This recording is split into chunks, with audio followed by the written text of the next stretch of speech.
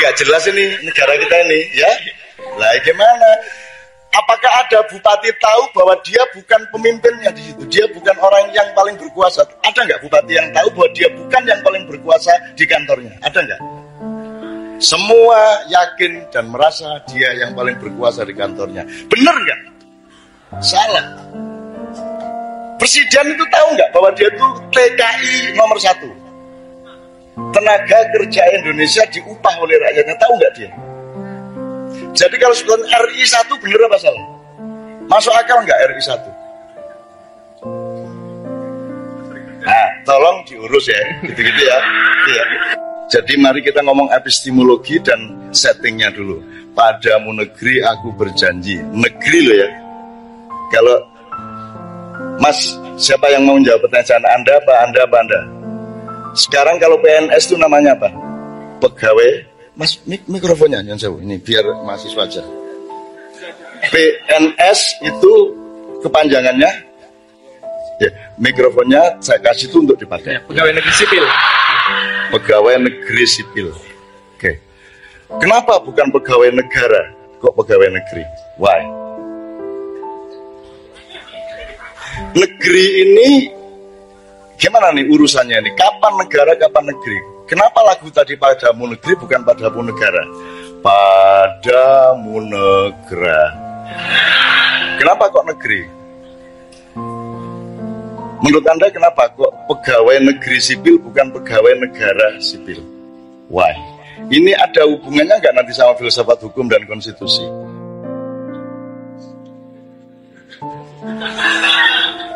Silakan menjawab.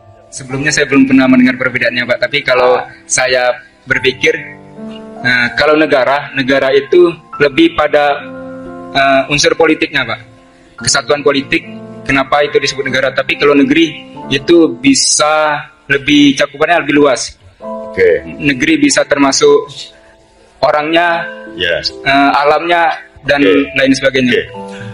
Kalau birokrasi itu nyambungnya ke negara apa ke negeri? Birokrasi. Kata birokrasi nyambungnya ke negara apa ke negeri? D. Negara.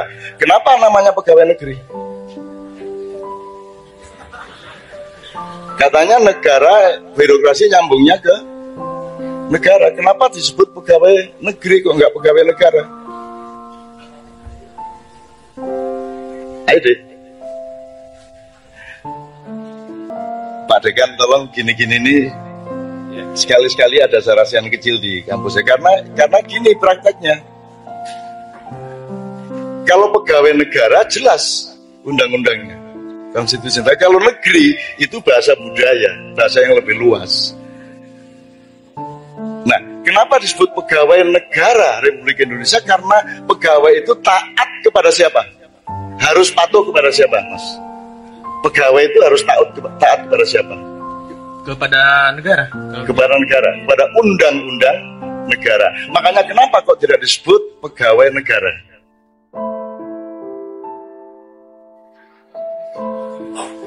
Wong dia harus taat. Apa ada undang-undang negeri, Pak Kamal? Yang ada undang-undang negara. Kenapa? Jadi kalau negeri sama negara tidak diproporsikan secara benar, kita boleh dong mengubah nama Allah. Kan setiap huruf ada kekuatan hukumnya. Pak Muzamil, ini contoh negeri.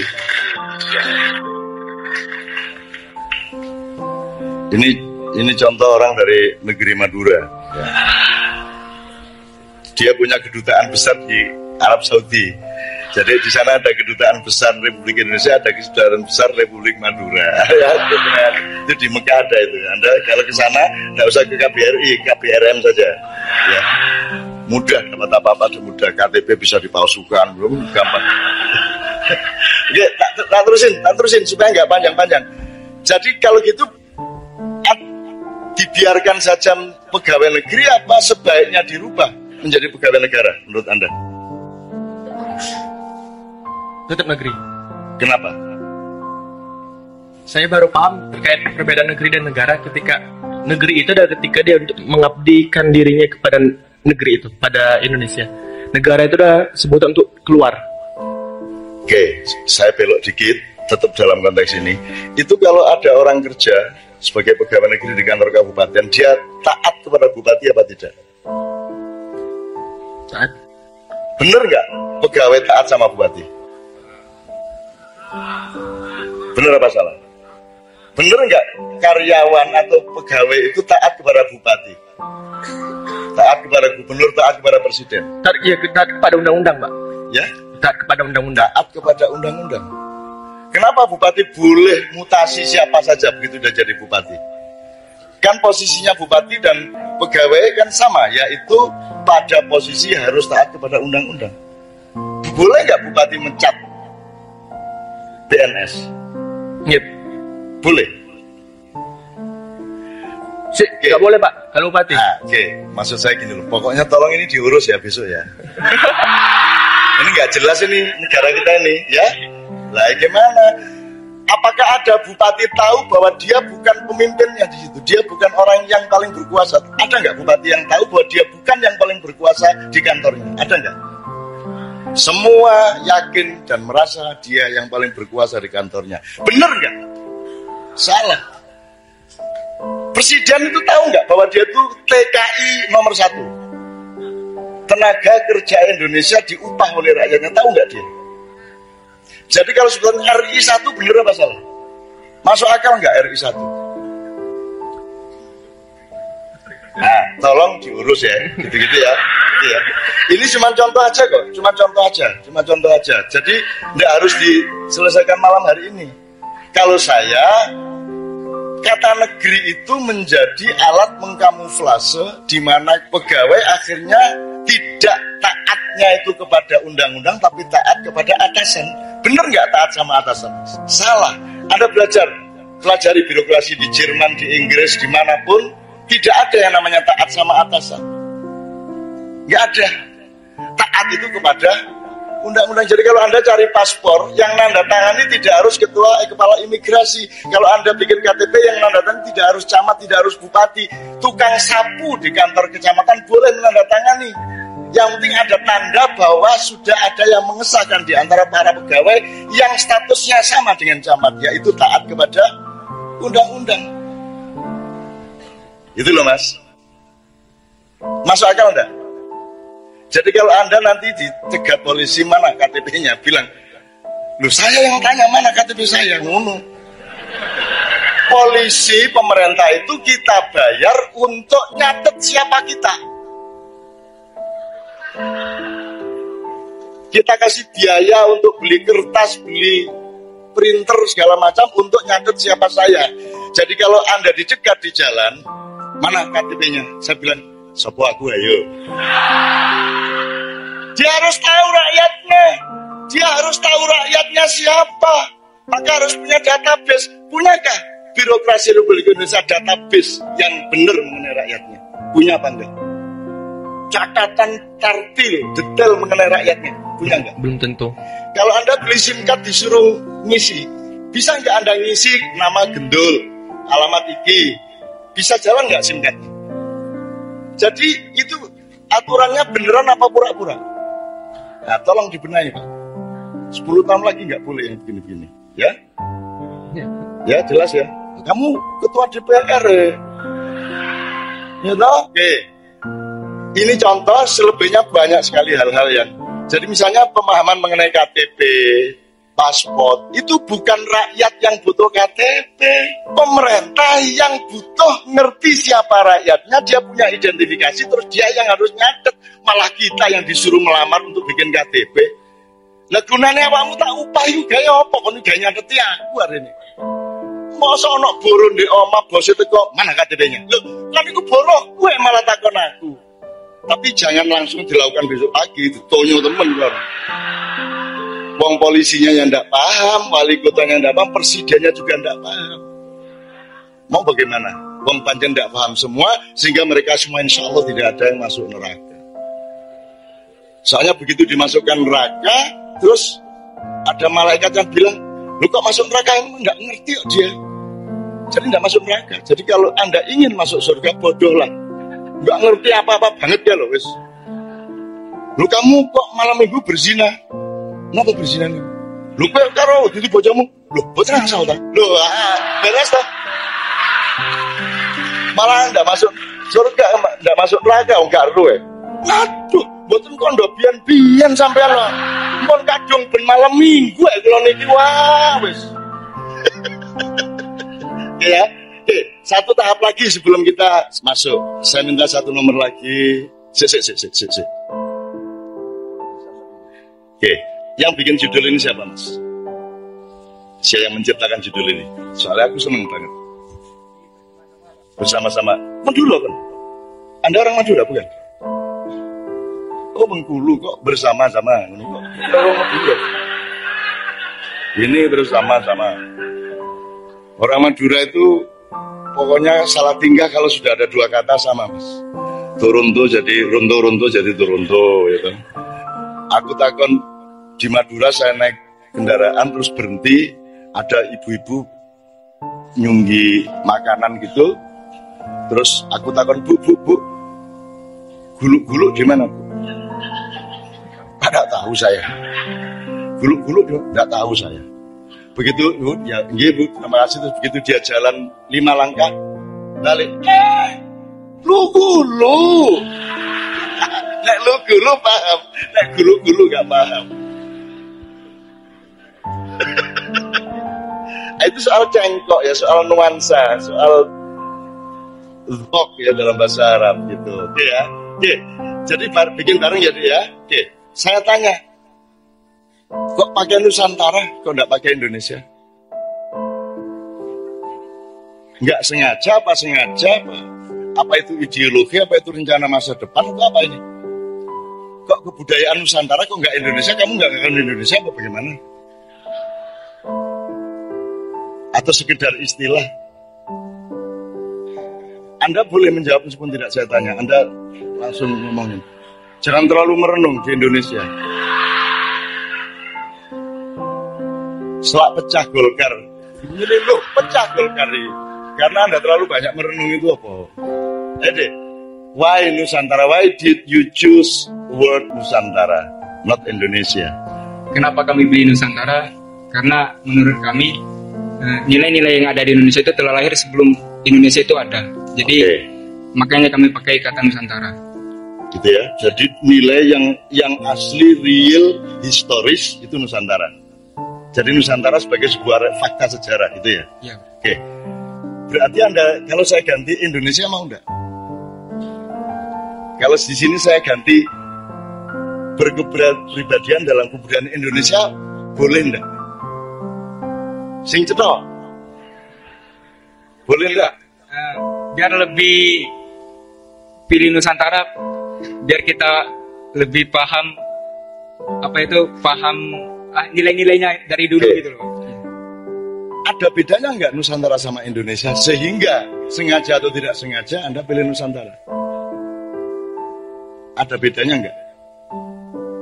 Ada beda, karena pas Indonesia terbentuk itu tidak hanya dari orang-orang Nusantara aja, tapi sudah bercampur kayak Cina, Arab, maka terbentuk Indonesia. Oh, yang lupa Nusantara nggak ada Arab? Enggak, Nusantara itu kata yang menyatakan orang-orang yang dari dulu telah ada di bumi Nusantara. Anda dari mana? Aslinya? Selatan, Pak. Sumatera Selatan. Menurut Anda ini asli Nusantara apa enggak? Lihat wajahnya. Kalau yang dimaksud Nusantara itu belum ada Cina, belum ada Arab dan lain sebagainya. Ini saya nggak cari kebenaran sekarang. Ini ganggu aja supaya Anda besoknya mikir gitu loh ya.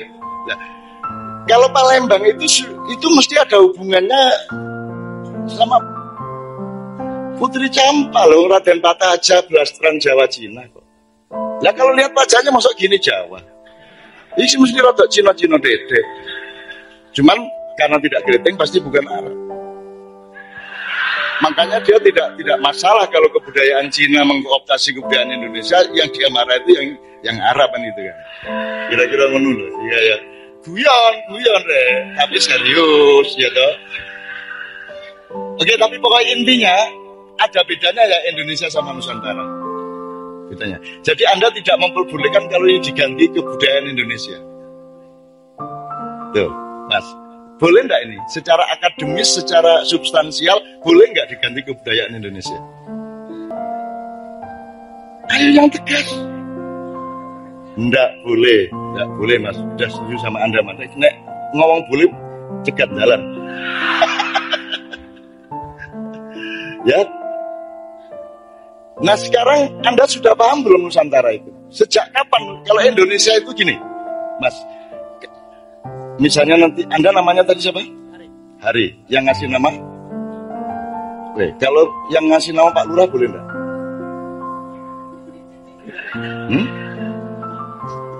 Yang punya hak ngasih nama Anda siapa? Punya hak. Si mikrofon ini tak jel loh ini caranya. Oke. Yang Anda namanya Hari. Iya. Oke. Yang ngasih nama Anda Bapak. Sebenarnya siapa yang punya hak? Urut-urutannya Bapak Ibu. Tapi kalau Bapak Ibu minta Pak Lurah boleh juga. Tapi kan tetap harus ditandatangani oleh Bapak Ibu. Jadi sebenarnya hak otoritas primer untuk ngasih nama adalah pada orang tua. Ya. Benar. Sekarang saya tanya, siapa yang ngasih nama Indonesia? Sopo? Mbahmu, bapakmu, tatonggomu, Ya. Siapa? Siapa yang ngasih nama ini Indonesia itu siapa? Nggak harus dijawab. Ini cuman memancing Anda supaya penelitian. Abad berapa kata Indonesia itu mulai diucapkan dan kemudian digunakan untuk nyebut kita bersama? Nggak tahu ya? Oke, nggak apa-apa. Nggak apa-apa. Kita akan meneliti bersama supaya kita tahu. Loh, kita ini dipanggil dengan kata Indonesia. Tapi kita tidak pernah marah. Ini yang ngasih nama saya ini Pak Lurah apa Bapak saya? Enggak jelas sampai sekarang. Dan kita rela-rela saja. Tolong dipertanyakan martabatmu. Ada kita punya teman namanya Jemek Supardi itu. Dia itu pokoknya teroris. Kalau siapa misalnya Pak Nevi punya anak namanya Tegar Maulana. Terus Jemek datang mengunjungi Pak Nevi, mengunjungi anak yang lahir. Terus dia bilang, Darsono kabare gitu. Jelas jenenge Tegar Maulana dhek ngeyel Darsono. Wah ganteng tenan Darsono. Gila gitu kan. Itu si Jemek. Jadi sampai hari ini anaknya Pak Nevi yang namanya Tegar Maulana itu dipanggil. Saya dulu pernah dipanggil Pak Harto dan saya marah besar. Anda tahu zaman Orba. Saya marah besar dipanggil Pak Harto, enak aja. Nama saya Ainun kok dipanggil Pak Harto. Jelas ya Mas? Anda harus waspada sama kata-kata. Maka sekarang kita urus sejak huruf, sejak kata kita urus. Kalau memang Nusantara jelas pertimbangannya, kalau Indonesia jelas pertimbangannya, gitu kan? Gitu ya Mas ya. Maka sekarang kita workshop sedikit. Oke Bapak sekalian, saya mohon dengan sangat kita mempelajari bareng-bareng. Kita harus punya keputusan yang tegas mengenai Indonesia dan Nusantara. Indonesia juga monggo, Nusantara juga monggo, asalkan jelas anunya, proporsinya, konteksnya, muatannya, dan seterusnya. Itu. Termasuk nanti kalau punya waktu kita akan cari yang disebut karakter atau kepribadian itu unsurnya apa saja. Ya. Supaya karena karakter ini sejak ada Dignas ngomong berbasis karakter itu yang dimaksud sebenarnya adalah moral, tok gitu. Bukan kekesatriaan, bukan. Jadi yang dimaksud itu moral. Oke. Nah, sekarang sebelum saya minta Poro Besan dan beberapa lagu berikutnya nanti akan saya sebut. Mas, beliau tadi ini jabatannya apa? Ketua SC Sarasean Budaya pada malam hari ini ya? Steering Committee. Saya mohon mikrofonnya dikasih beliau. Tadi kan Anda pidato, waktu awal Anda membaca kalimat-kalimat Arab yang membuat dia agak gimana gitu. Nah, kalimatnya tadi Anda ulang dikit aja. Alhamdulillah tadi. Ya, membuka tadi. Innalhamdulillah. Innalhamdulillah. Nahmadu wa nasta'inuhu wa nastaghfiruh. Wa na'udzu billahi min syururi anfusina wa min sayyiati a'malina.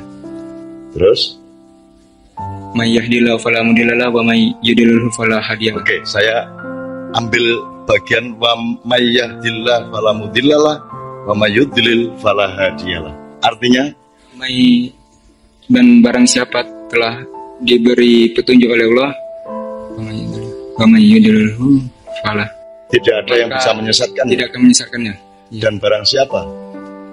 Dan dan barang siapa yang telah disesatkan, maka tidak ada yang bisa memberi petunjuk pada dia. Oke. Menurut Anda ini unsur yang bisa Anda ambil dari kalimat ini apa? Saya kasih contoh, berarti Allah itu punya hak absolut untuk memberi petunjuk atau untuk menyesatkan, benar ya? Dan tanpa alasan. Kita tidak punya hak menuntut Allah, kenapa kok dia diberi petunjuk kok saya tidak?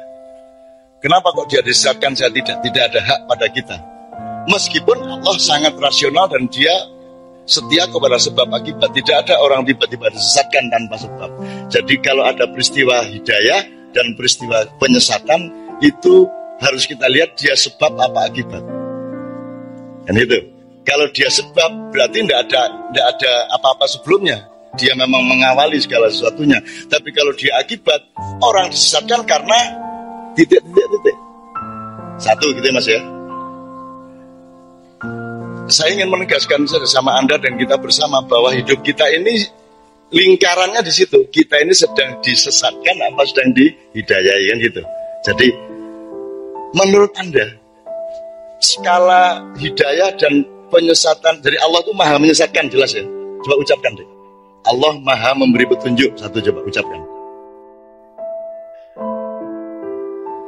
Allah maha memberi petunjuk. Kedua, Allah maha menyesatkan. Allah maha menyesatkan. Nah, ini banyak orang nggak berani ngomong ini. Karena bingung loh, Allah menyesatkan. Dulu pancen ngono kuwi ya iki. Itu diucapkan di setiap khotbah Jumat. Setiap hari Jumat kita mendengar itu dan tadi diulang sama dia dalam pidatonya. Jadi Allah itu maha menyesatkan. Namanya dalam bahasa Arab, dalam Asma-ul nama Al-Mudhil. Allah yang maha menyesatkan. SBW. Nek ora gelem metua. Kamu jangan ikut Allah, kamu cari partai lain. Tapi juga jangan tinggal di buminya Allah, kamu cari galaksi-galaksi yang kira-kira bukan bikinan Allah. Kono modaro dhewe kono rono kono. Gitu. Jadi Allah juga maha menyesatkan. Saya tanya iseng dikit saja, kan skalanya bisa seseorang, bisa sebuah keluarga, bisa sebuah masyarakat, bisa sebuah negara, bisa raja, bisa presiden, bisa lurah, bisa siapa saja. Kan berlaku universal. Menurut Anda, negara kita ini sedang diberi petunjuk oleh Allah atau sedang disesatkan?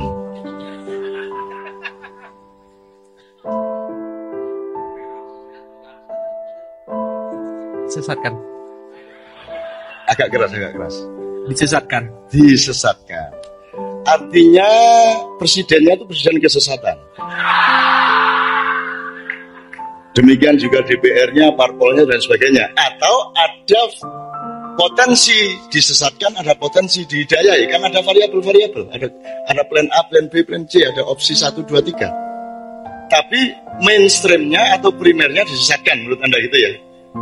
Nah, jadi Anda mau nggak meneruskan kesesatan ini? Nggak mau. Oke, jadi malam ini kita harus punya pemikiran yang jelas, landasan keikhlasan yang jelas, dan setup masa depan yang jelas, bahwa kita tidak akan meneruskan kesesatan ini, sehingga kita harus membuat sesuatu berdasarkan petunjuk Allah. Kan gitu ya, Dek ya? Sip. Untuk itu studinya harus benar-benar matang. Harus ngerti yang disebut Nusantara itu sebenarnya apa, Indonesia itu apa, dan seterusnya harus matang. Anda mahasiswa, Anda harus melakukan penelitian terus-menerus. Jadi menurut saya di luar kewajiban akademis Fakultas Hukum, ada baiknya ada kelompok-kelompok yang studi itu untuk S2, S3. Jadi Nusantara itu misalnya dimulai tahun berapa, abad berapa. Ketika, jadi misalnya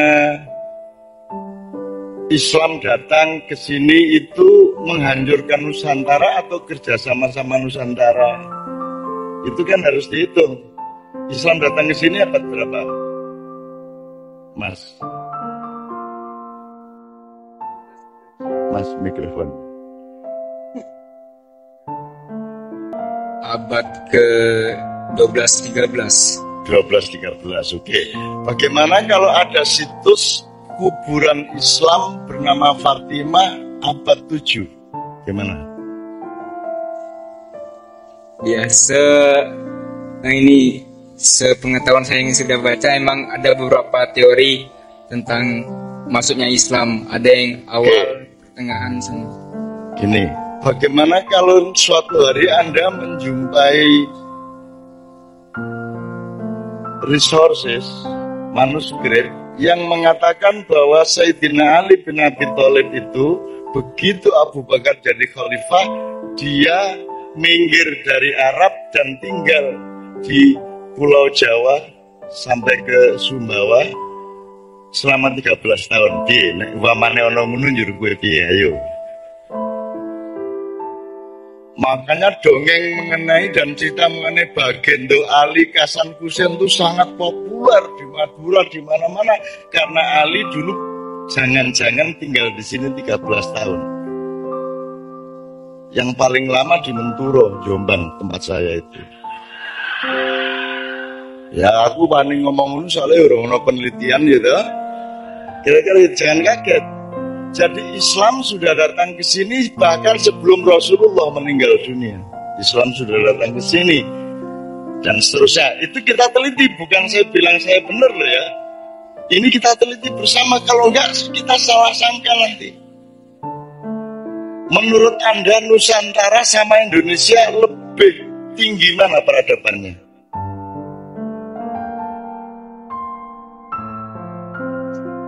Nusantara. Sip. Nah, tapi kan harus ada fakta-fakta, harus ada penelitian, harus ada bukti-bukti, gitu ya. Nah, ini banyak sekali mas. Kalau kita mau ngomong ini, kita sarasiannya minimum 5 kali. Ya tapi kan kok entek duit dekan gitu. Terus gak usah, kapan-kapan aja kita. Tapi pokoknya kunci-kunci almari kehidupan masa depan kita buka. Dan barang siapa ingin memiliki masa depan, dia harus berkaca kepada masa silam. Kan begitu? Tidak mungkin orang berjalan ke masa depan tanpa melihat masa silam. Tidak mungkin Anda nendang penalti akurat dan tinggi energi yang mendorong bola itu kalau Anda tidak mundur beberapa langkah. Betul enggak? Betul enggak?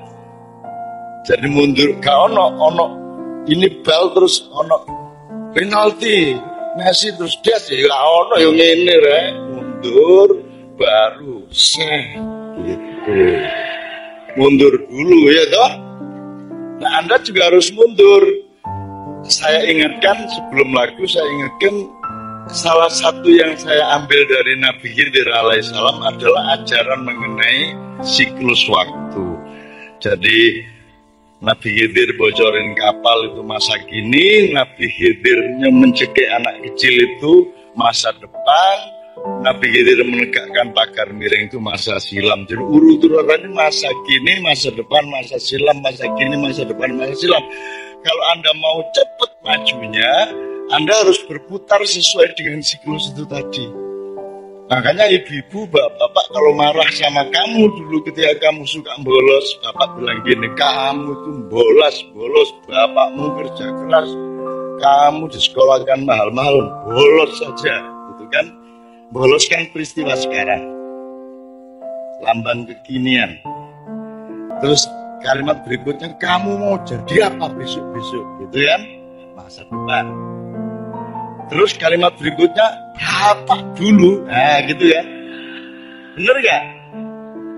Sudah itu naluri manusia. Jadi Allah itu mengajari lewat naluri Anda bahwa hidup itu kayak begitu siklusnya. Udah percaya gak? Percaya wis kon dadi bapak yang umur-umuring. Kon itu tak tempeling kapok. Bolos saya ngaji gak sregep. Dadi apa kon ngene? Dadi preman ta ya apa gitu kan? Bapakmu biyen, nah gitu, mesti gitu. Jadi, bapakmu biyen luwe nemen, cara imam.